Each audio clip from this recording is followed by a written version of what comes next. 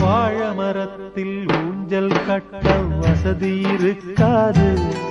நீ தோல பார்த்து மாடு குடிச்சா தொழிலுக்காகாது. புழுவுக்கு ஆசைப்பட்டு